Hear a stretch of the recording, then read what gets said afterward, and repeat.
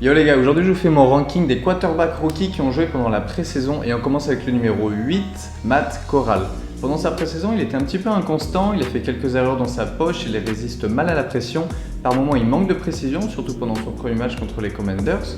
Il a failli se faire intercepter plusieurs fois, mais en dehors de ça, il a quand même montré qu'il était capable de faire certaines choses et je le mets à la 8e et dernière position tout simplement pour sa blessure qui a mis fin à sa saison. En numéro 7, j'ai Bailey Zappi pour les Patriots.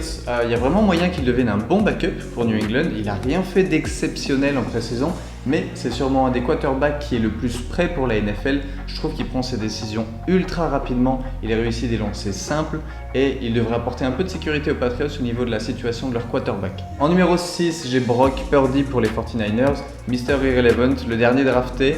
Et pendant la pré-saison, le quarterback, il était super précis. J'ai trouvé qu'il avait fait très peu d'erreurs, bonne mécanique, il prend des décisions rapidement. Pour moi, il y a moyen qu'il devienne un bon backup pour Trey Lance en 2023 quand Jimmy Garoppolo sera plus là. En numéro 5, j'ai Malik Willis pour les Titans. Je suis assez partagé quant à Malik Willis. Je le mets à cette position-là parce qu'il a montré plus de talent que ceux avant lui, surtout au niveau de sa mobilité. Et c'est sans doute le quarterback qui s'est le plus amélioré pendant sa pré-saison.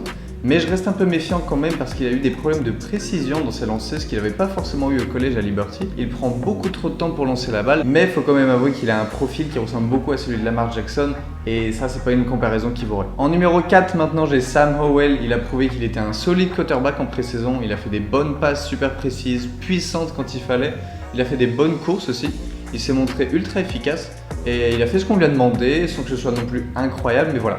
Il sait comment gérer une attaque. En numéro 3, maintenant j'ai Skyler Thompson. Il a été choisi au 7e tour de la draft par les Dauphins. Et franchement, il m'a impressionné.